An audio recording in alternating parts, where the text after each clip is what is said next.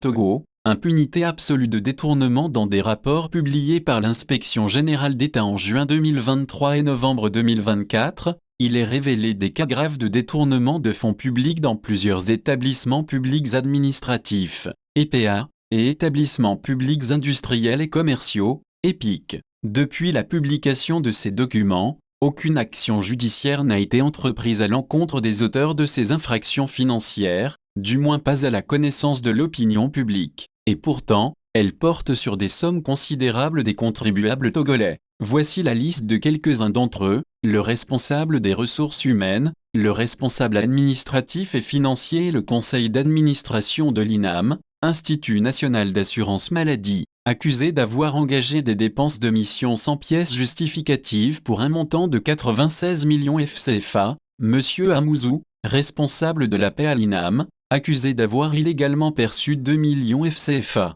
La mutuelle SAFE Entraide accusée d'avoir illégalement perçu des centaines de millions et sommée de rembourser 20 millions FCFA par an jusqu'à apurement de sa dette, durée non précisée, Monsieur Kwasi Simenou, présidente du conseil d'administration de la SAFE, Société autonome de financement de l'entretien routier, accusée d'avoir détourné 5 millions FCFA, Madame Akout Massan, ex-responsable de la paix à l'ambassade du Togo au Maroc, a détourné 158,4 millions FCFA, Monsieur Epet Dotsé, ex-directeur de la TVT, accusé d'avoir détourné 14,9 millions de FCFA, Monsieur Adla Kofi Gabo, ex-receveur payeur de la TVT, accusé d'avoir détourné 2,7 millions FCFA, Monsieur Djossou Bemenia, Madame Wagena Dambena Afi, Monsieur Nabodesso Elounwayu, Madame Egbelou Banamazalo employée au service recettes et dépenses de la TVT, accusée de malversation financière.